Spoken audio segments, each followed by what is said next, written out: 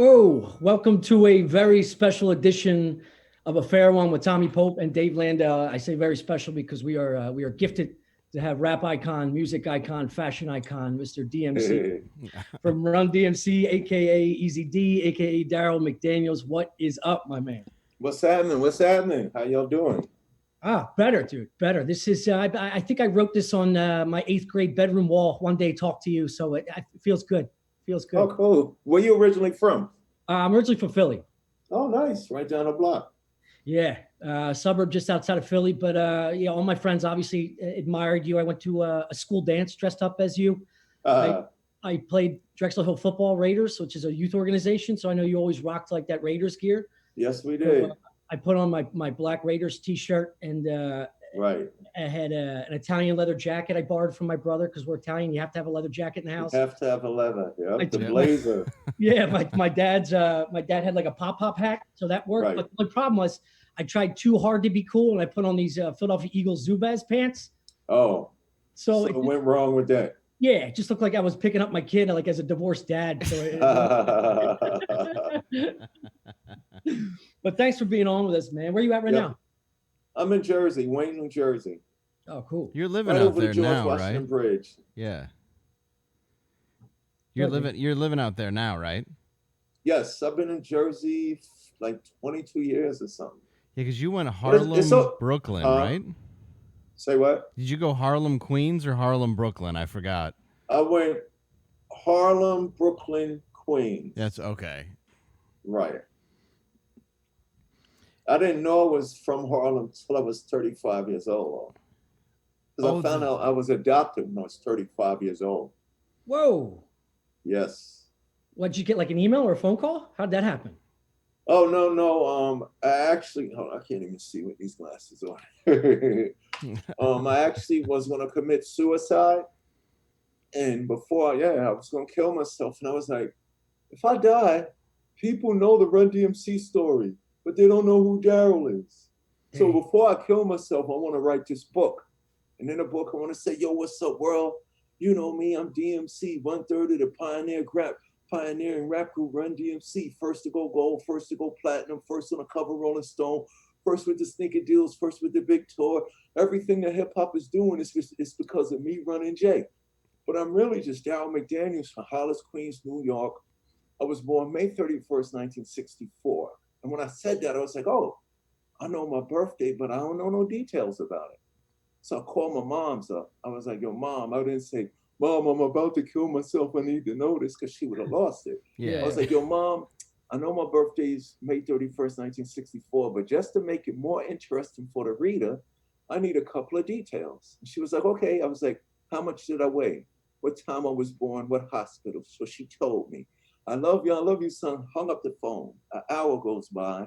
She calls back with my father. Now, you got to imagine, I was depressed. I was suicidal. I had anxiety. I got OCD. And I'm about to leave this existence. They hit me with this. Hey, son, we have something else to tell you. So I thought it was going to be like when you was born, all the electricity in the hospital went out and they Yeah. gave birth to you by candlelight. Nah, it was like, you was a month old when we brought you home and you're adopted and we love you. Bye. Click. Yep. At 35 years old. So you know how that must have felt. Damn. So that's kind of what saved your life then. Exactly. Exactly. Yeah. For Was it sure. the unknown? Well, it gave you The something to traumatic pursue. revelation of, because I mean, it was funny because it was like, I got this feeling in me. And you know, it's funny. This all happened right around the time we dropped Down with the King. Remember Down with the King in 93? Oh, yeah. Pete Rock, one of the greatest producers in hip hop, he produced Down with the King. So Down with the King, Pete Rock hates when I say this too. Down with the King did for Run DMC what Walk This Way did for Aerosmith. It brought us back. And what I mean by that is at that time in the 90s, hip hop had changed. You know what I'm saying? You had Pac, you had Biggie, Wu-Tang. It was crazy. Like the door we opened up, we just floodgates of rappers, Tribe Called Quest, Naughty by Nature. So at that time, we was respected, but we wasn't participating anymore. We was the OGs. They loved us though. Everybody was like, "'Cause of you, this exists," but we wasn't current. When Down with the King came out, it put us back on MTV, put us back on the tours. And the crazy thing about that was in the 80s, we was getting the 80s money. Now the 90s come, the pay raise went up, but we were still the OGs. We were still getting 80s money. 80s When money, we put Down with the King out, we getting the 90s money now. Hell yeah. So we opening up for Naughty by Nature. We opening up for Tribe. We opening up for Biggie, Pop. We opening up for Marilyn Manson. We opening up for ZZ Top. So we back in the game. Right when it happened, something just came over me saying, "I don't want to live no more." So that revelation was actually information necessary for me to continue on with life. I'm Darryl McDaniels, Run DMC and my friends. I'm the king of rock who told the world to walk this way in their Adidas. Well, my Adidas, but then now your Adidas. But the missing piece of my identity was the fact that I was adopted. So when I found that out, even though it was like an unfortunate way to find it out, something inside me said, "Oh, okay, yeah, there was a missing piece of my identity, which was that I was adopted." And you at the time, we talked about it when we first met. You were dealing with drugs and alcohol at the time pretty hard too, weren't you? At that time. Well, no, it wasn't drugs and it was just alcohol. Alcohol. It was old English. Yeah, I'm an alcoholic myself. It's my favorite drug. Yeah. I don't like smoking weed. I talk with a lot of people about this. The cocaine in the 80s was good, but it wasn't really nothing exciting about cocaine. But I was drinking a case of Old English, 40 ounces a day. Not one or two, a case. I heard the legend of this from a high school buddy of mine. Said you polish off between 6 and 10 OEs every day. And I kept a refrigerator in the back of my truck so I didn't have to stop at the grocery store to get them. Damn, dude. We used to play this game. I went to Drexel University in Philly, but I lived on Temple's campus, and me and a bunch of buddies would play Edward 40 hands. And I like that. Two old 40s, and you duct tape them. It. And you'd have to finish them before you went to the bed. Whoever went themselves is out. I would have knocked that game out. Oh my God. Legendary as you are, I'm not bringing you in. I would have knocked it out the park. So I mean, all of that was, and then when I found out that I was adopted, that made me go to rehab to get sober. Cause I'm like, I gotta deal with this, I probably got this other mother. Cause look, I probably got this other mother out there. There's this father, I probably got other brothers and sisters. So it brought up this whole mystery for me. Yeah. So I was like, to handle this old English, Jack Daniels and Jim Beam was my best friend, but I had to go, Jack, Jim, I can't hang with you no more. I got some stuff that I need to deal with. So when I went to rehab, I was diagnosed with suppressed emotions. Like I was using the old English to hide how I really felt. You know what I'm saying? So it turned out good. That revelation led to me getting sober and going to therapy. And I had to go, once I went to rehab, I had to go into therapy to find out why I was drinking in the first place. So it let me know, I found out this mystery about me. I found out why I got OCD. I found out why I have suppressed emotions. I found out why I was using hip hop as my expression because I was a shy kid growing up. The only reason why I'm good in front of people now is I had 30 years on stage in front of y'all. So it's easy for me to communicate. I know that you're not going to bite my head off anymore. Yeah. But prior to that, I was just writing my rhymes in my room for me to get out what I had inside of me. I didn't know if I put it on a record, I'm going to have to get up in front of y'all and do it.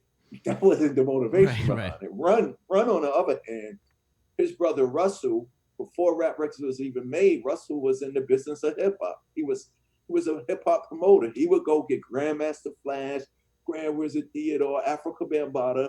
He would go rent the local PAL down the block, and he would charge the public $5 to see what they could see for free anyway every weekend at the block party. And I remember when Russell wasn't the only one, but it was like when the promoters started to charge us to see what I just saw in the park for free, At first, it was, yo, we ain't paying y'all for this. I'm gonna wait till Saturday. But as soon as the DJ put the record on and the MC opened up his mouth, he was like, "Here, here's my $5." So hip hop was the thing that you had to be involved with. So you kind of watched it, especially being in New York, where I would say it was founded. It's kind of like how I say punk is really from Detroit. Right. This is really where it was founded. Did you watch it just go from essentially kind of I guess a street almost unknown?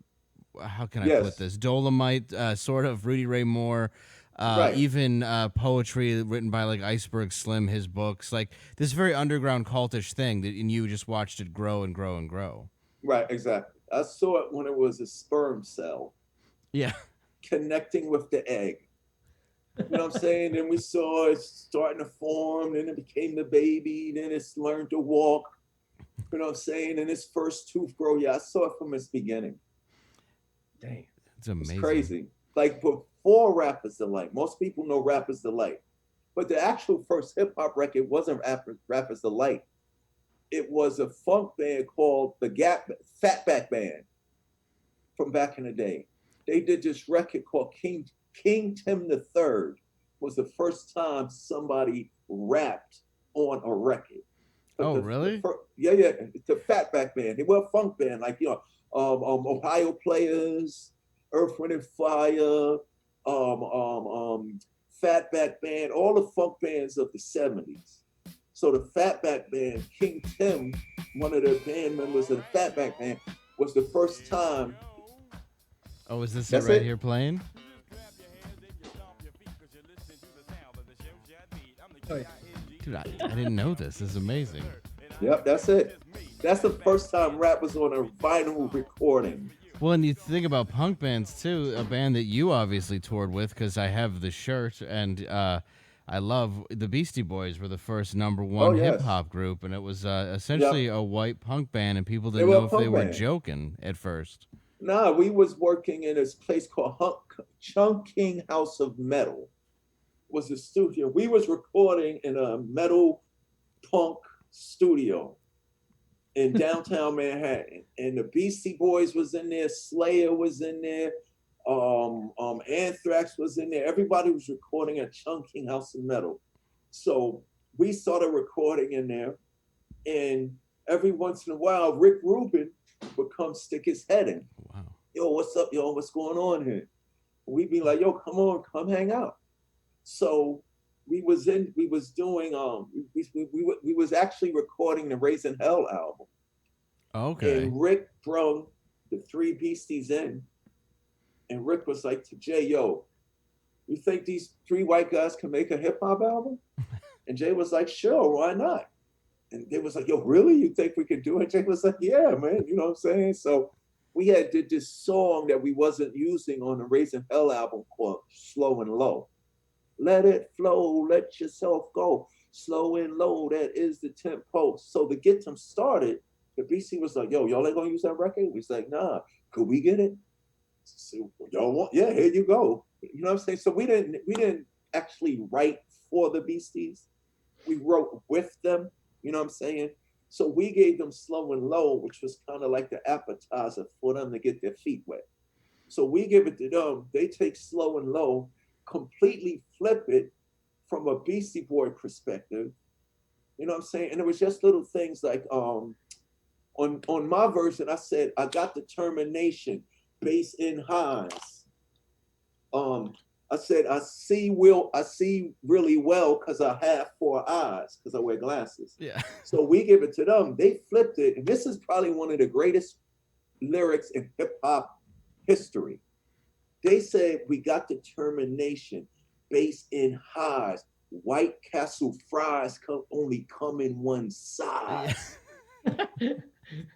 Oh my God. Yo, did you hear that lyric? Yo, that's Creole. So then we knew they had what it takes because they wasn't white punk rock band trying to be black rapping MCs. Yeah. It was the Beastie Boys, this band, doing who they were in a hip hop fashion. That's why they got so much love in the beginning.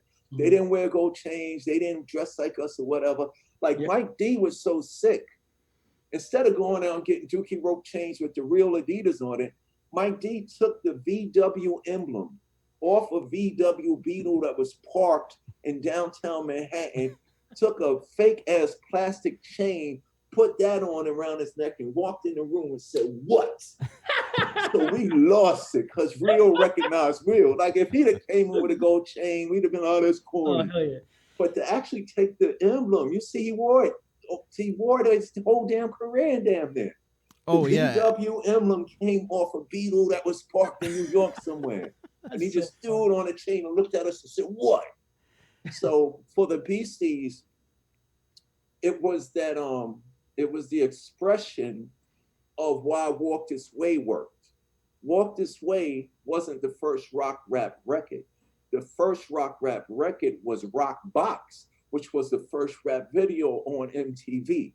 And yes, doing the rock and roll, having a rock guitars or rock box gave us a little advantage to get on MTV because at the time MTV was rock based.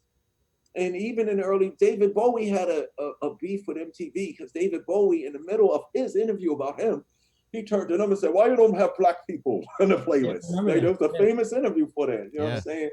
But what they did was our expression of what we do, what we did when we came with hip hop, the punks were already doing it. It was that same expression of rebellion, F you, I'm a dress, talk, and do what I want. When they saw we was doing it like they were doing it, but we were doing it without knowing we was doing the same thing they were already doing, it just showed that that hip hop kid was sampling and rapping over rock and folk rock records.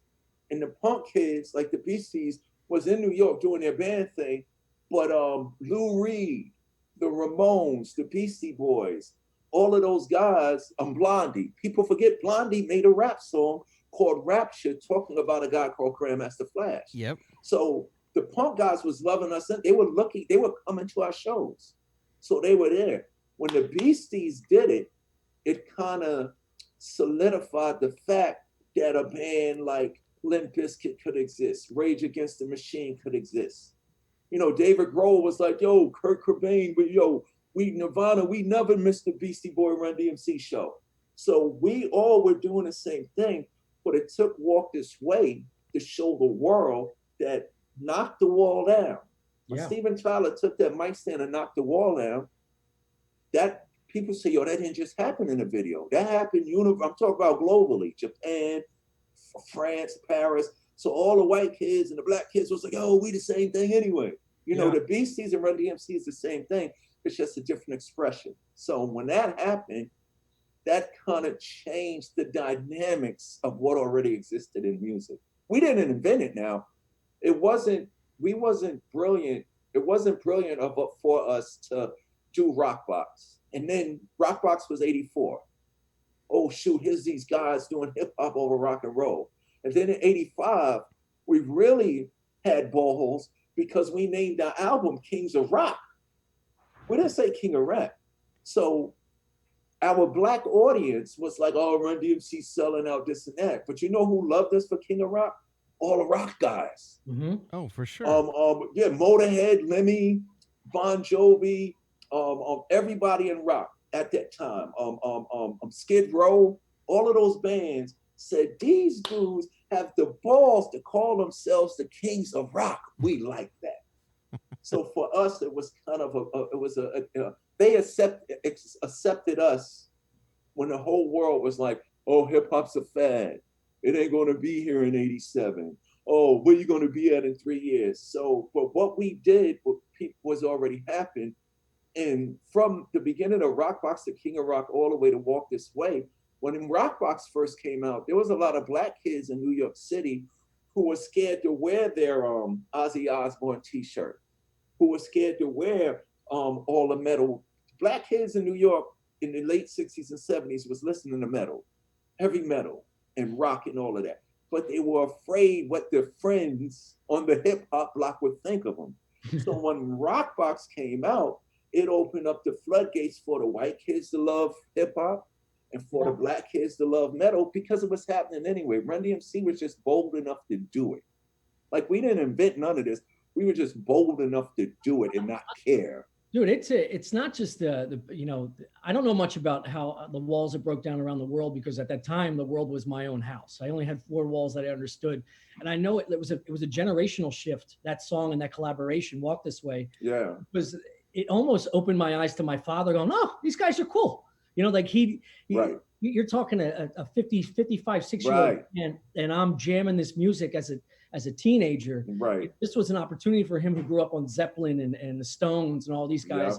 Yeah. And it was an opportunity for him to see in the light of what the potential was. Right, because they thought we were just hip hop gibberish. Yes. Yeah, they would say, I "Oh, mean, it's just being talking. It doesn't take any Right. skill, all that." Yeah, and Exactly, and now exactly. it's like the best music. It's the most sustained. It's the most Yeah. powerful. Yeah. It's And yeah. most people don't know. Look at the Beasties catalog. They rapped over When the Levee Breaks. It was Zeppelin. It was Rush. Tom Sawyer. Run DMC's Walk This Way. Rock and roll is a big part of hip hop, just as big as James Brown. It's just that James Brown was heavily sampled because people were so focused on his funky drummer beats. James Brown always gave you a funky break in his records. So naturally for these kids, we ran to the James Brown records because that's what our parents was playing. When it was time for us to look for something to rap over, we went to disco. As much as people hated disco, people loved disco until somebody woke up and said, disco sucks. Mm-hmm. You know what I'm saying? Yeah. But disco, and here's what's crazy. 2 of the biggest rock and roll bands in the world wanted to jump on a disco bandwagon. Queen and Rolling Stones. Queen made Another One Bites the Dust, boom, boom, boom. Another One Bites the Dust, because they had to get in the disco. If they didn't make that, it was separate. So when they made that, Freddie Mercury and them, y'all down with, y'all could come to Studio 54 now. The Rolling Stones made Miss You. But when disco sucked, people didn't get tired of disco because the music was bad. You kind of People got evolved tired too. People got tired of that whole lifestyle of Rolls Royces, sex, drugs, partying. Dude, Studio 54 was heaven. Hollywood had nothing on New York. Let's be straight. Because Hollywood was coming to New York City to party at Studio 54. The athletes, entertainers, actors, actresses, rock stars, the rich people. It was all about Studio 54. Studio 54 perception to the world was a false representation of what was real, right? Everybody thought, oh, everything in New York is good until the message came out. Yeah, it was just Steve Rubell's Unicorn, and he Right, just but judged who think came about through it. the The door. message came out, told the truth. Broken glass everywhere. People pissing on the station. No, I just don't care. Don't push me, cause I'm close. So when Grandmaster Flash said that, people was like, oh my God, New York City isn't heaven. It's effed up like everywhere else. So then everybody started gravitating to what these young hip hoppers were doing. And it wasn't just music, it was the breakdancing, it was graffiti, it was the fashion. Like it was inevitable for hip hop to become as big as it is now, because why is hip hop considered the new rock and roll? Because we stole from it. Stupid. You know what I'm saying? All of these new rappers saying, yeah, we're the new rock stars. No, you ain't. You're part of the thing that you wouldn't exist if it wasn't for the rock stars who gave us the beats and rhymes to rap over. See, people forget the history. They're like, look at me now. You know what I'm saying? So the hip hop always had a responsibility to live up to the expectations of who we took from. Now hip hop don't care. They just make you whatever they want, put it out, and if you get 1,000 likes, it's all good. But deep down inside of us, the reason why Run DMC, NWA, Public Enemy, Naughty by Nature, Tribe Called Quest, De La Soul, Slick Rick, the reason why our music at a young age was so good, because we wanted our elders to respect us. And you were also taking a risk, and I feel now there's not the risk in hip hop that there once was. And like you said, as far as sampling, some people are sampling songs and they're getting a hit song based on the sample, because the young generation's never even heard it before. Right, without putting the work in. Right, exactly. And it was a golden rule. Like if you listen to hip hop right now, 99.9% of it sounds the same. Same, yep. That could never. The reason why our generation was so excited, you had Run DMC, But you also had LL, you had De La Soul, you had Tribe Called Quest, you had Slick Rick, you had Big Daddy Kane. All You know what I'm different. saying? Yeah, Rakim. We were all rapping, but everybody was, you had the Beastie Boys. Everybody was doing the rap thing, but it was different. Now, 99.9% of all hip hop, the music, the flows, the subject matter all sound the same. So, of course, it's going to be big because it's everywhere. It's not advancing us though. You know what I'm saying? Instead, everybody's rapping now.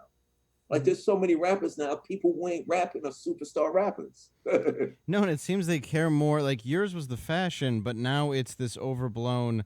Like I don't know. It's a lot of like white kids with face tattoos and like Yeah, multicolored hair, trying and to like it's a right. They little. trying to be Sid Vicious, but don't have the passion Mhm. and the complexity and the Authenticity.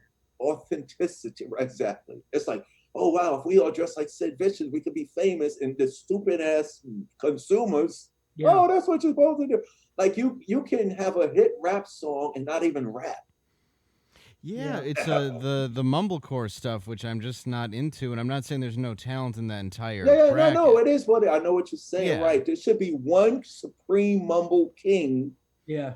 who mumbles better than Slick Rick. right. You But said it's it. not. It's like I mumble, you mumble, we all mumble, and we all could do the same thing. Our whole thing was, okay, we did that last week. What can I do this week to Yeah, take and it it's like you somewhere said with else? depression, or like I'm a comic with depression, you know, and when points in my life suicidal like you were, and I not that I'm comparing myself, you're far more known than I'll ever be, but but when it No, comes we're all down the to that, same. We're all like the same.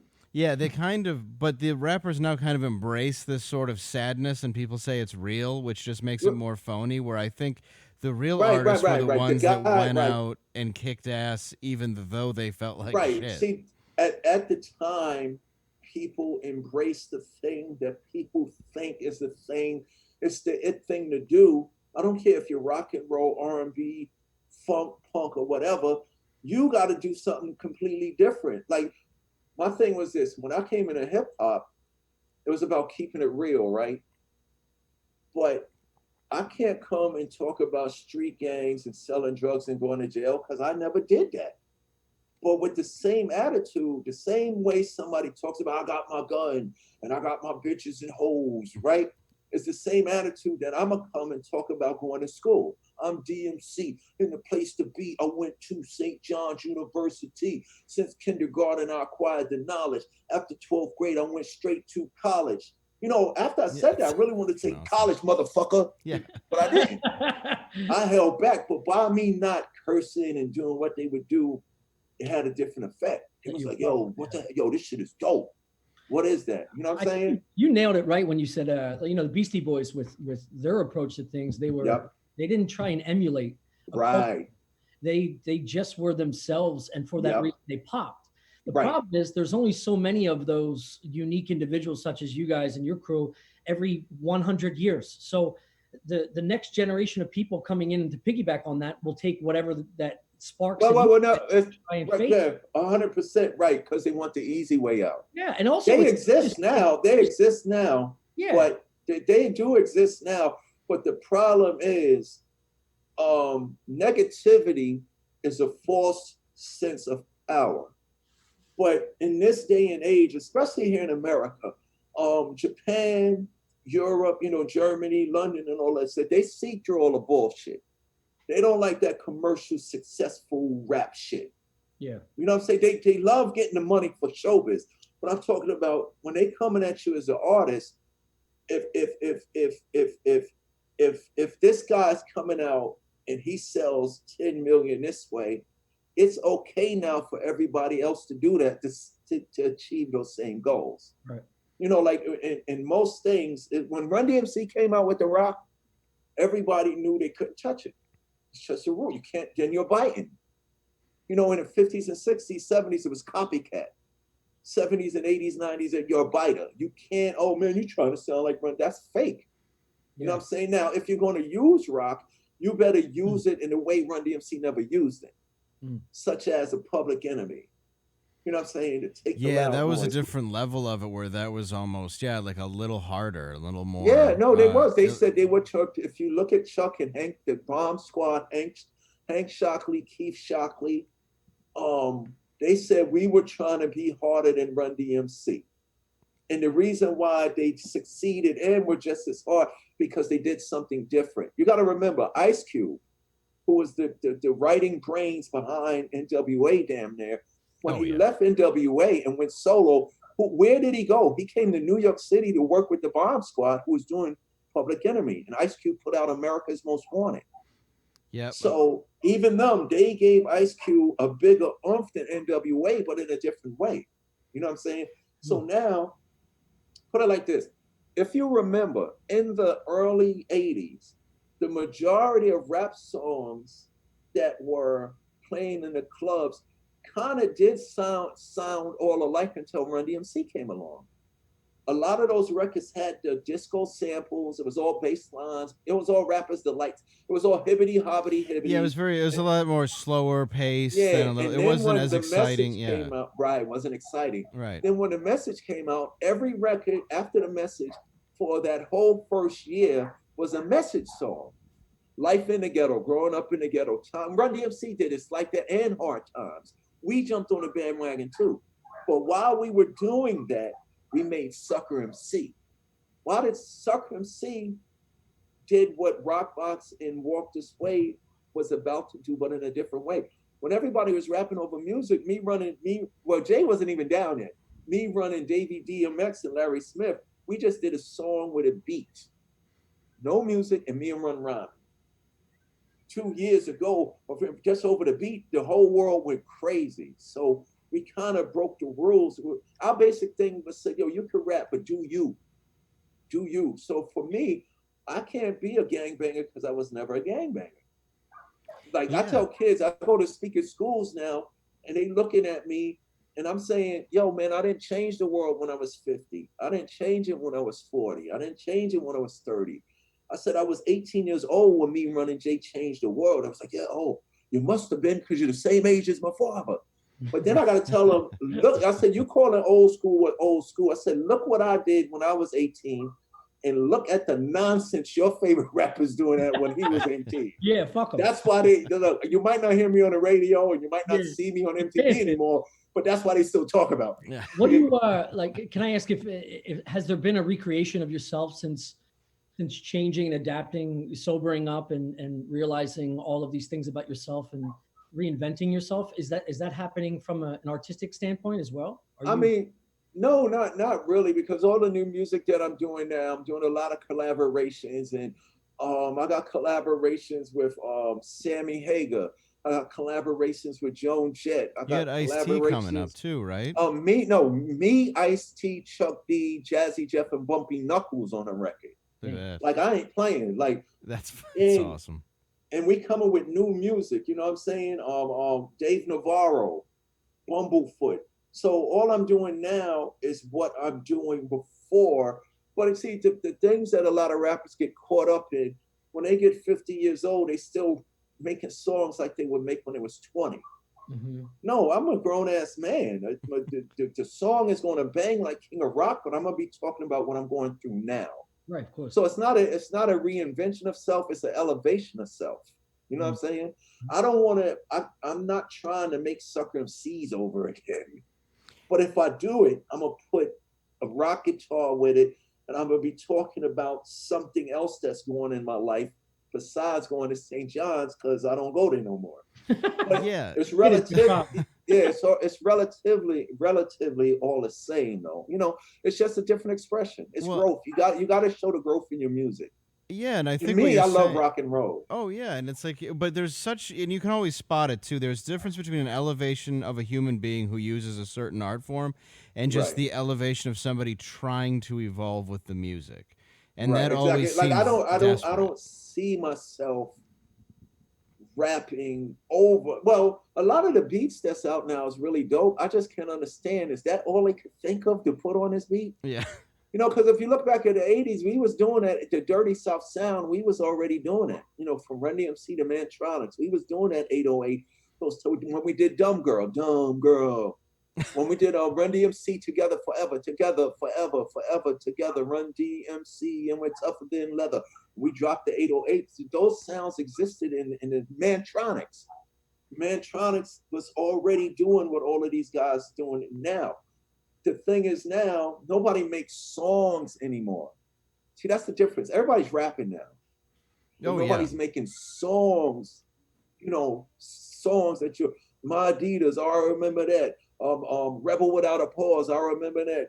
Cypress Hill, How Killer Man. Nobody's making songs anymore. Everybody's a star in it, but it's all for the same type of music. We're not against that, but our era was about, like Run DMC, we would come home and go, yo, did you hear what Cool G Rap put out last week? Yeah. But if you're growing up, like, in my most influential years, like, which is the teenage years where you're impacted by music because you want to revolt to your parents and to that's what it's about. You're too young and too dumb to know what the fuck is going on, so you attach yourself to people that have been through a little more than you and have a voice and have a beat to it so that you can understand and absorb it, but you still don't know what to do with it. During that time period, I can only remember a handful of artists from different genres that impacted me and my voice and my energy at that time. Right. And nowadays, fuck you. I mean, you go on Spotify or iTunes, just in one simple genre, you have 10 or 12 top 10 guys that every week. There's no There's no isolated star that you can count on to listen to.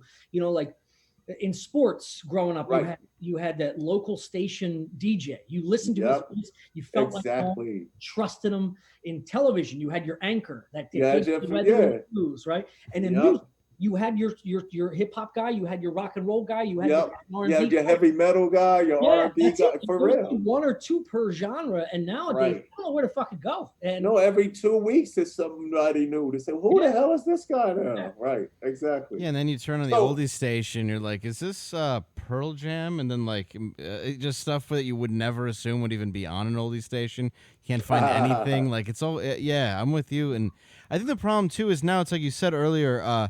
It's about likes. And when you're trying to do something so instantly for likes, you're not doing anything that has heart to it. You're just doing something for face value fame, which is, it's nothing. I mean, it just means nothing. And that's, I guess that's what bothers me. And also, it's what I loved about the generation that you came from is it united black and white culture together the way that it had never been done. And all of a sudden we were peeking into each other's lives and it became very friendly, and you're 100% right. And it feels like now it's beginning, so it's a divide, and I think that's scary, and it sucks because it meant so much to me, that kind of music, to be able to look into a life, and I grew up on the border of Detroit. I saw both sides of it, but it was amazing to be able to just hear different people talk about different places, like I didn't know anything about New York. Collectively, we're all great. Even the audience was part of it. You know what I'm saying? That don't exist no more. Everybody's brainwashed thinking they have to be stars. No, collectively, even though Run DMC was the face of it, Public Enemy was incredible. Beastie Boys, people loved when we came to the towns together. I mean, I remember one time I was in LA. This probably was about maybe 20 years ago. I'm in LA. And Suge Knight, we was in a sushi restaurant eating, and we went. It's busy restaurant, right? Packed. So we in there eating. It's about 6:30 in the afternoon because we always eat early because we go to bed early. So Suge Knight walks in, and the whole restaurant gets quiet. And we looked up, yo, what's going on? You know what I'm saying? It's Suge Knight. So Suge Knight comes over and he sits down, and he got his cigar and everything, and he's smoking. And he said, and Suge Knight says, he said, you know what was beautiful about y'all when y'all used to come in on your tours? You know what I'm saying? I was like, what, Suge? He was like, the beautiful thing about that, y'all always together. Like, you know what I'm saying? They looked at what we was doing with this hip hop, and everybody was eating, everybody was getting money. You know what I'm saying? We was touring together, and it was grand for everybody. And I guess what he was trying to say, somehow, when anything that's commercial, that's respected by a culture, a group of people, will get diluted, polluted, and destroyed once it becomes commercialized. Oh, But absolutely. the only few musics that I saw, certain amount of musics that I see that don't allow that to happen to the music, punk for one, jazz, rock in some ways, because rock don't get to shine, but it still exists. Like I tour with Dave Navarro and Chris Chaney and Sebastian Bach monthly. We always on the road doing stuff.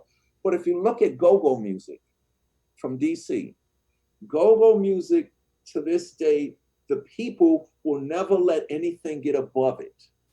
Even in '86, we would come to DC. They would, we love you, Run DMC. Yo, Run, we love you, but y'all got to go now because it's time for us to go. So it shows you that we are in control of it. So if we're listening to these radio stations and every 15 minutes is the same 6 records, there's a problem with that. Yeah. Now, it's not a problem with the radio station. It's a problem with the audience for allowing that to go on. But it happens so much that the young kids don't know no better. They become hypnotized by it. You know what I'm saying? If I'm not playing as much as Drake, then that means I don't exist. Right. Yeah. Which is not good. You know what I'm saying? Which is not true. You know what I'm saying? Well, we have this weird thing where people don't look back either, and that's what's interesting to me. Right. Yeah, they don't care now because it's about the now. I can understand that too. You know what I'm saying? I get it, but to see where it came from, there's so much. I mean, that's what I feel sad for is like whatever dominates right now, you're not sure what platform it's even dominating on. It's got to be confusing. That's a whole nother thing. Yeah, that's a whole nother story. It's like an R&B singer used to be an R&B singer, not a guy that can't sing that's rapping. No, that's what it is now. I'm not trying to drag it. R&B singer used to be Keith Sweat. Oh yeah. You know what I'm saying? It used to be Luther. Nothing better. Not a young kid that looks good that could dance if he's choreographing, but he's making rap songs that he can't even sing, so they got to use this voice machine thing. What's the voice? The auto tune. That's not auto tune. Yeah, it's so crazy how things get diluted and polluted. No, and like I said, they do exist. Like the rapper guys that stand out the box. Kendrick, of course, but Chance the Rapper. Mm-hmm. Guys like that, they're unique in their own right. You know what I'm saying? Yeah, I think like Run the Jewels stands out a bit because Run the Jewels stands out big time, but they're so positive that the knuckleheads don't want to listen to them. Yeah, that's Run why. the Jewels is better than everybody. No, it's a really interesting But the knuckleheads don't know what they're saying. And most of the knuckleheads only know Run the Jewels because they're famous. Yeah, and they don't realize they don't care know so about much. What the music is saying, like, you know what I'm saying? What they're talking about affects you. What Run the Jewels is talking about, the general hip hop audience don't know that affects you when you leave the strip club. Of course, it's not gonna play in the strip club, but when you leave the strip club and there's no naked girls and you're not getting high and you're living your 9-to-5 life, you need to look for Run the Jewels for some direction, which hip hop used to give you that without you. Everywhere you looked, there was something for you. Like Will Smith, parents can't understand what's relevant to the gangbanger and the Harvard kid. Because parents don't understand. I don't care if you're a gangbanger and you still have my parents is nagging me. It was all about feelings. The Beasties and Run DMC, peer pressure, my brother. I fell in love with my teacher. I like Godzilla movies. Oh, I want to eat an ice cream cone. Those things are significant into the survival and elevation and evolution of a culture. Yeah. You know what I'm saying? But it don't exist right now. You got dudes who are in college talking about they sip lean and smoke blunts just to be accepted. Mm-hmm. You know what I'm saying? And they might have the big record.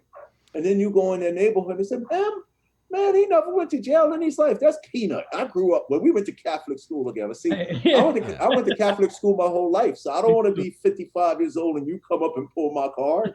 Yeah, no. You can't hurt me now. I've never sold a drug in my life. I took a lot of them. Yeah. Well, and that's what's weird too is they're all named after benzodiazepines and muscle relaxers and shit. So I mean, it's a unique time. So I just hope, you know what's going to happen. I think coming out of this pandemic, when shows do start opening up again, I think people are open now to that diversity as opposed to just the hot thing now. I think people are going to learn the values: timeless, sincere, quality over Quality, right, quantity. You know what right. I'm saying? For sure. Yeah, I mean, Dave and I go over this all the time about the quantity of shows watched and content consumed, especially during quarantine. People are just looking for a real voice, whether Exactly. that's in comedy or television or Yeah, music. comedy, television, for movies, entertainment. I think it's going to be a real. I think it's going to be a real renaissance of creativity Hmm. and how Hollywood utilizes it too. And how You know, Hollywood doesn't this have the power that they used to have anymore at all, either. right? Yeah, Exactly. You don't need them. yeah, You they're gonna got your come on, iPhone. which I love, to be honest, because Yeah, that's it gonna puts the let. power in the creator's hands. Yep, Yeah, exactly. Like my whole thing, what I don't use my Instagram. I only use it when my manager tells me to. right. You know, even at that day and age, and you have so many sales, this and that. And so if I was a guy going for sales, then I would utilize it. I was never about sales. I put circumc out. You like it, you buy it. I'm not going to force you to buy it. But now I'm looking at Instagram. Even I want to use my Instagram. Damn near when you come on my Instagram, it ain't about, hey, I've had dinner last night. I'm working out right now. Or I'm flying on a plane. No, I want you to come on my Instagram and I want you to see like episodes. Mm. You know what I'm saying? Like episodes of DMC in the studio with Joan Jett. Yeah, You know what I'm saying? That's what the hell DMC doing? What the hell is DMC doing with Mick Moore? You know what I'm saying? I want to do episodes and adventure. I'm also thinking about using my Instagram and not even showing myself. I want my Instagram to be DMC TV. My tagline is what MTV used to be. They don't show videos on MTV no more. no, I mean, we can actually sue MTV for false advertising. you'd They be. still call it music television. It's nothing but reality Oh, shows. it's nonsense, Right? and it's. Think about it. We know it should be RTV, right? Reality TV. So what I want to do is DMC TV, and I want to show videos the same way all in the 80s when you would be sitting at home and you'd be like, what the hell is the Rolling Stones doing with Run DMC? Mhm. Because that's what happened. People didn't know who Aerosmith was, but they Yeah, knew Mick Jagger now. So when Walk This Way came out, I mean, I talked to people, I talked to kids that, man, me and my family was hillbillies, man. Mhm. From up in the mountains of the Ozarks, man. And I came home with my cassette tape and I played it for my dad. yeah, And my dad first said he didn't like it, but then he started listening. Like you Yeah. said, man, these guys are cool, man. Yeah. So And just then, and then when yeah. they find out that I was with Steven Tyler, like these Yeah. guys, man, I didn't Yeah, get to you're meet accepted. Steven Tyler. It did something to you, you know what I'm saying? So, what I wanted to say was, music used to be an experience for us. Why? It was to our ears, but it was also visual. But it also, when you was able to touch the album covers and the CD covers, Mm. that I love. you I could miss read it. It that. was a 3D, right? It was an experience. Yeah. Now it's just a one-dimensional experience. Push the button, hear the music. You know what I'm saying? It didn't take you nowhere. It wasn't an experience. So I'm trying to, since I've been quarantined, I'm trying to look at everything that everybody's utilizing. They say it's necessary. Like maybe I did miss 20 million sales by not being an Instagram hound like the Kardashians. You know what I'm saying? Maybe I did. But I think I have a greater effect to somebody Mhm. when they meet me in person.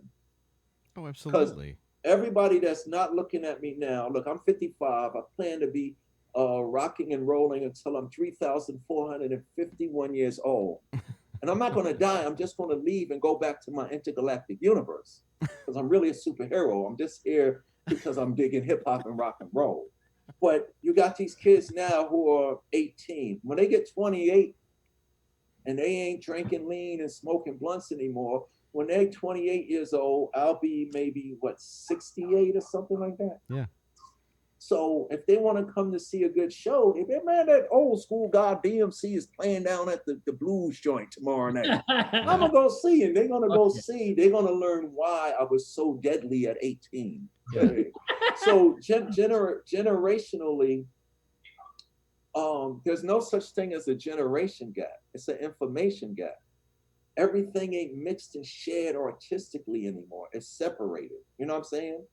It's separated for the reason you just stated, that there's a lot, like with the age of technology, there's a lack in the human touch. So like Right. even when Yep.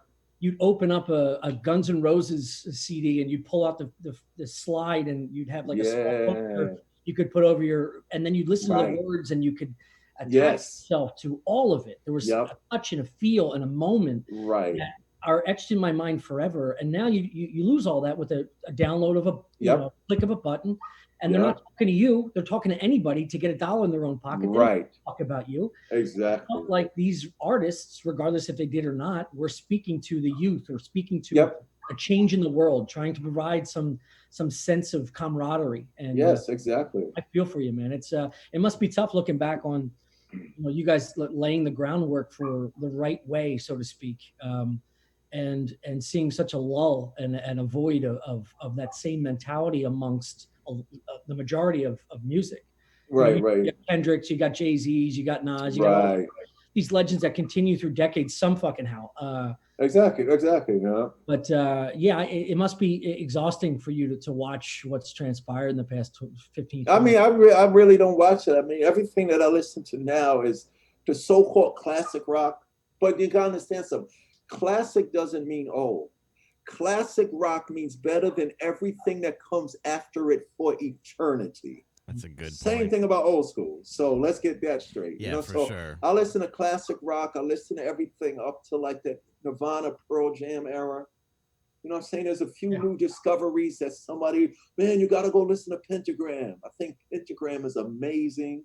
You know what I'm saying? Motorhead, I listen to that. And most of the hip hop I listen to, believe it or not, is everything before Rapper's Delight. Like I listen to all of the live performances of Grandmaster Flash, Treacherous 3, Cold Crush 4, Funky 4 Plus 1, Africa Bambaataa and the Zulu Nation, Spoonie G, Busy B, Love Bug Starsky. I listen to all the live performances from like 78 to like 81. Dude, I love how like the Rapper's Delight, the famous video, is filmed on like a VHS and like a Chuck E. Cheese. Yeah, it's Yeah. crazy, right? Yeah, the Chuck E. Cheese R.I.P. days. Chuck E. Cheese. Exactly, Yeah. exactly. But you know, it's still fun, and most of the people that come from that era or generation, even when they're younger, you know, like I get a lot of kids. Man, I was 5 years old when my dad first played Walk This Way, and this and that. So, in addition to listening to you know, Drake and the Baby and Nicki Minaj and they put on Run DMC, they put on Rakim, they listen to that because, like you said, they can relate to it. We're talking to them because their guys ain't talking to them. Mhm. I remember when we was doing a talk at Roosevelt High School.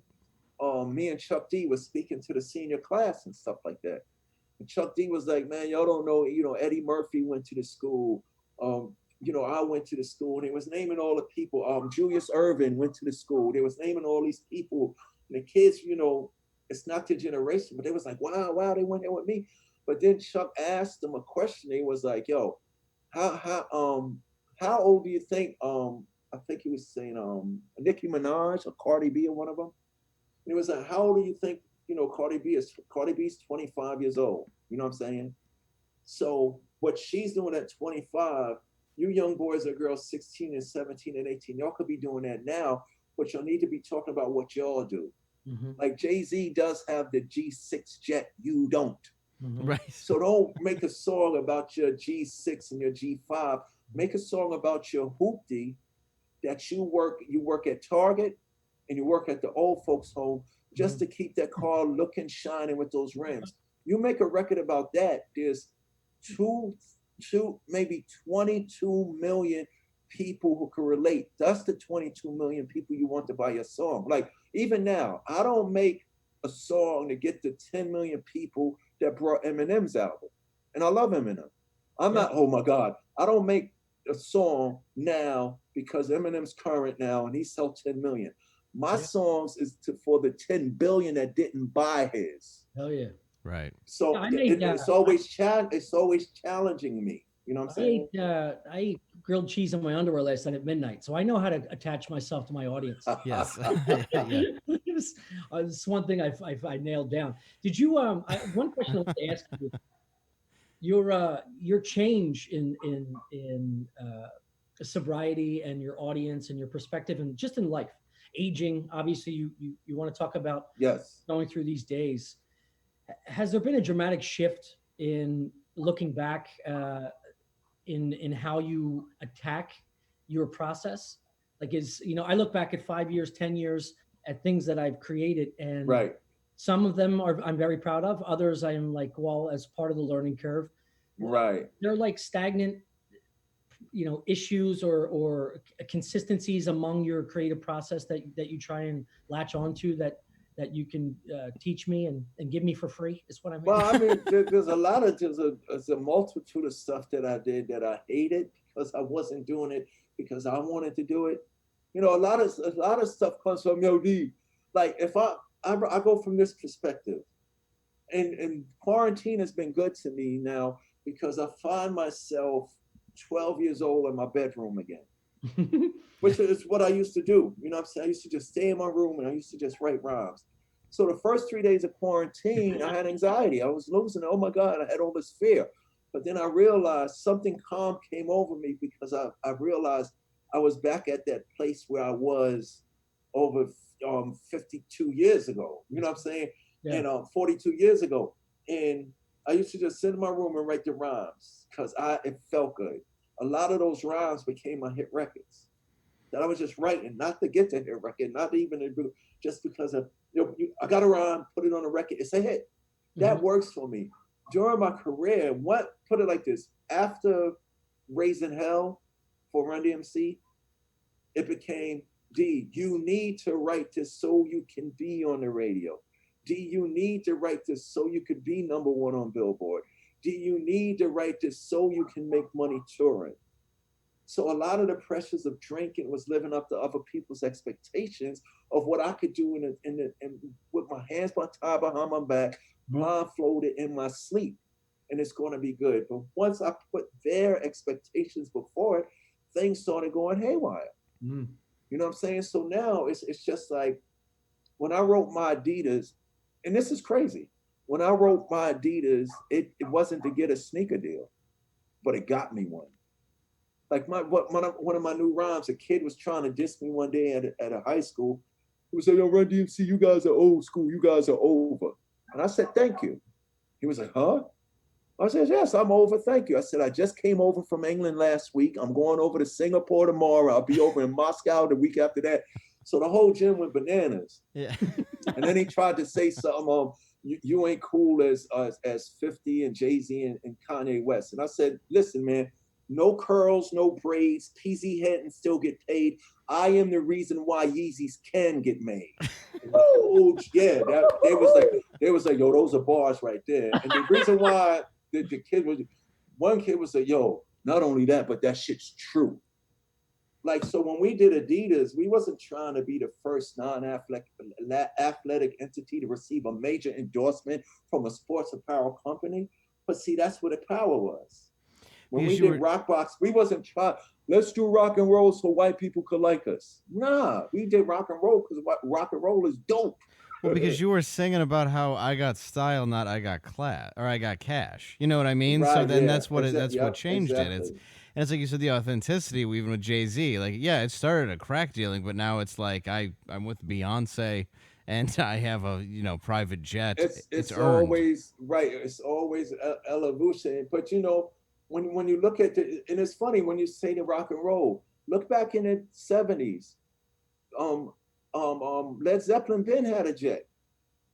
Right. So for us, it wasn't for us to the jet would come if it would come, but when people look at what we did to get it, see, that was the significance. Even though we were young kids, like I said, we wanted Tina Turner, and when we went to the first MTV Music Awards, when we walked down the red carpet, nobody asked us, "Who's your stylist?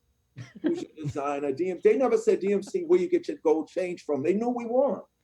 But they would ask us, and if you go back and check all those interviews, why are you young people making the music that you're making? Why are you saying what you were saying? What is making you say like that? That was the key. That was success to us right then and there. You know what I'm saying? Yeah. So for me now, I realize it's got to be the same thing. It's got to be like B.B. King, rest in peace. Eric Clapton, Slash, David Grohl. The more I tell kids like this, I said, y'all try to play me like I'm old and over. Yeah. But y'all forget something. The more you do something, the better you get. And I got a bigger head start than you got. And then, what do you mean by that? I said, when you first get a video game, young man, when you first get that war, what's the Gears of War, for instance? When you first get it, you're not good at it. Yeah. You're getting killed every minute. But 7 days into it, you good, right? Yeah, So imagine don't play 20 me. I years. say, what I think when you look at rock and roll and when you look at jazz, it's like you said, nobody gives props to the ones before them. You know, if Wynton and Branson Marsalis had a chance to sit in the room with Miles Davis, they're gonna sit there and shut up. Yeah. You know, I remember I was backstage at Public Enemy's Rock and Roll Hall of Fame induction, right? So we in the backstage there, and backstage is Chuck D, John Fogerty, Tom Petty, Tom Morello. It's amazing. Who else was back there? Chris Cornell, and everybody's back there, and they're talking, and they're loving me and Chuck for the rap thing that we did, but we loving them because of all those beats and that music that they gave us. And it was, nobody was above anybody. You know what I'm saying? John Fogerty looked over at me and said, "Man, I like those hats." Like, yo, I like those hats. And that's signaling, you know, that's the thing that we wanted. I'm like, yes. Yeah, you're on the John same level Fogerty as loves Credence, me. and you guys But weren't even even with- known about. even- Yeah, Even with the Rock and Roll Hall of Fame, yeah, and the Rock and Roll Hall of Fame, the people of that great institution, I'm talking about the fans of rock and roll, they have their little beef of why hip hop has got to be in a Rock and Roll Hall of Fame, right? They don't play instruments, this and that, whatever. But I say this every time. I say, look, if y'all feel that way, don't put me in there, right? But getting in the Rock and Roll Hall of Fame as a hip hop artist isn't the achievement.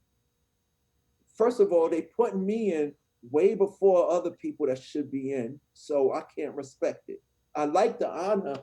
I'm a respect the honor, but it ain't in my system. Why? Because there's something greater that you're missing. Okay, I got the award sitting over here now, right?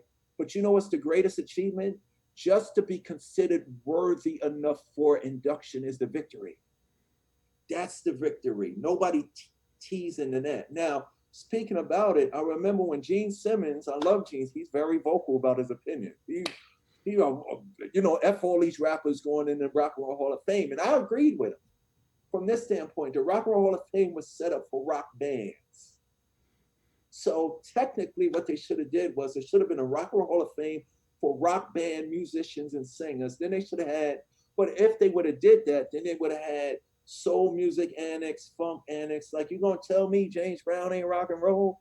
So they couldn't separate like that. So I remember when I got inducted in '09, I went over there to ask, I wanted to get to the root of the problem. I went over there and asked them and said, what do y'all feel about the whole hip hop? There should be only bands and musicians. They said, D, let me tell you something. And they said this, the head guy of the Rock and Roll Hall of Fame, he looks at me, and this was the coolest thing he could ever say. He said, D, if you play the flute, now he didn't say if you play the flute in a band. He said, if you play the flute, woo, woo, woo, woo, woo, woo, woo, just a flute. He said, if you play the flute and you able to sell out Madison Square Garden, that's some rock and roll shit right there. So I get it. It should be the Music Hall of Fame. But because the rock and roll is significant, right? So when the whole thing came up with Run DMC coming, because they're like, how could Rakim go in? He's a rapper. How could Biggie go in? He's a rapper. When that whole thing came up with Run DMC did get a pass. Like the majority of it was 60-40, 40% fuck Run DMC, but 60%, I'm talking about those Walk This Way, King of Rock, Rockbox fans, the ones that know this about Run DMC. Most of my hits were rock songs. Walk This Way, King of Rock, Rockbox, but also Mary Mary was a Monkey sample. Oh, yeah. It's a rock song. It's Tricky. It's My Sharona. So most of my hits was a rock song, and most people said Run DMC should get a pass, because if it's coming to musicians, the only thing that wasn't alive on Run DMC tracks was the drum machine. We programmed the beat to get the hip hop feel. Yeah. But Eddie Martinez from Quiet Riot played on King of Rock and Rockbox. Rick Rubin, who was the DJ manager and producer of the Beastie Boys, played guitar on our Mary Marys and our Masharon. We had real guitar players and bass players the whole time. The only thing that wasn't alive on our records was we used the drum machine to create the hip hop beats. So from that perspective, I'm like, okay, I'm really the king of rock. Like look, if rap never gets in from my little 15-year-old rhyme writing imagination, it's blasphemy not to let me in because I called myself the king of rock and y'all said I am. Yeah. To them, like if my lawyer had to go debate why an Inuit, isn't it a rock record? Is this not a rock song? I mean, our rock was so rock and roll that it wasn't good. Rick Rubin didn't like King of Rock and Rockbox because he said it wasn't real rock, but that's why people loved it. It was us trying to be real rock stars. Whenever something's innovative, that's you don't know what just it to is do in the it, right? It beginning. was just to do it. It was shitty. Yeah. It was these black hip hop kids thinking they were rock stars who really became rock stars because we believed it. Well, I read an article and with, you guys are well, we're about to, I don't want to get cut off. Our machine will cut off in like Okay. 5 minutes. But Okay. I just want to, sorry, Tommy, you can ask just a question real quick. I just Yes. wanted to, Tommy, you go ahead, then I'll ask for Okay. plugs. Sorry. No, I was just gonna, just one note on that is there's a commonality of other common hip hop artists that are going through the same type of confusion in terms of genre, and they're getting snubbed for, I think it was Tyler, the creator. Yeah, they got to create more genres for hip hop. Yeah, so like he's it's apparently, got to be alternative hip hop. yeah, and they're not getting listed for pop at some point. Right?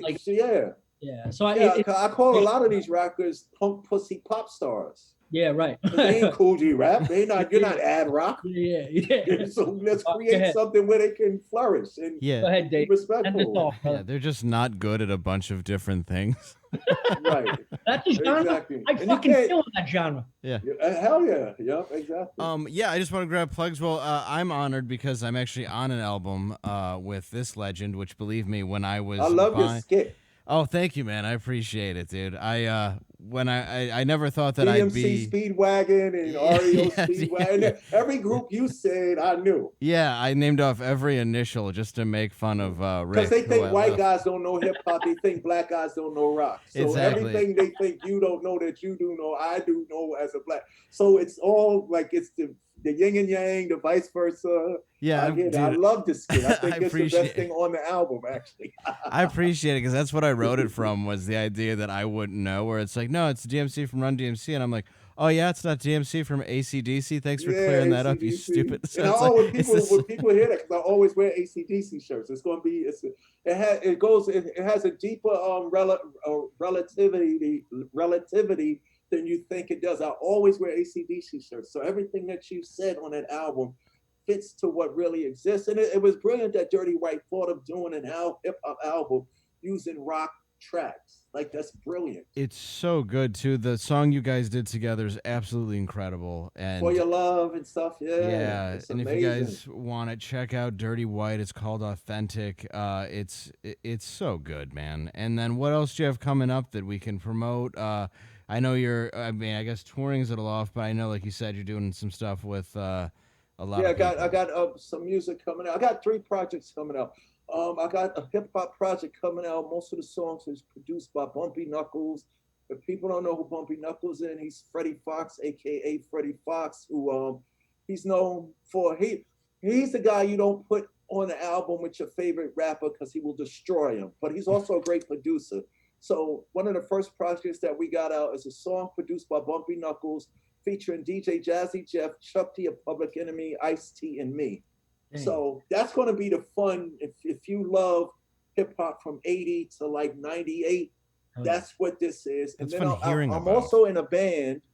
I have a band called DMC and the Hellraisers. And what that is it's me with a live band doing my Run DMC catalog live. Fuck yeah. Like, everything's live. And then we got 4 new songs that we're doing. That's going to come out. And the last project is I have a project called Dynamic Musical Collaborations, DMC, but it stands for Dynamic Musical Collaborations. And it's Joan Jett, Sammy Hagar, Tim Armstrong from Rancid, Travis Barker, Chuck D. Who else is on it? Mick Mars, Sebastian Bach, Dave Navarro. It's going to be crazy. Yeah, it's me collaborating with my favorite alternative punk and classic rock artists. So that's all going to come in 2021. I actually have the Armstrong Fender. I'm desperately trying to learn guitar, and I just like the look of his best, the Hellcat that he designed. Oh, really? Yeah, see, it's like that's my thing. Everybody's saying, D, if you want to learn guitar, you got to play every day. You got to just tell it's natural. I'm like, shit. Yeah, I don't. I'm gonna keep faking it. I'm gonna distract y'all by making rock songs with my favorite artists and just to be around it. But yeah, that's what I got coming in. Also, before I let you go, don't forget, I have a comic book company. Darryl Makes Comics. DMC in a place to be. Darryl makes comics just like Stan Lee. Like Peter Parker, I live in Queens, and like T'Challa, I am a king. DMC number 4 will be out in about 8 months. You didn't rhyme that last part. Start the fuck over.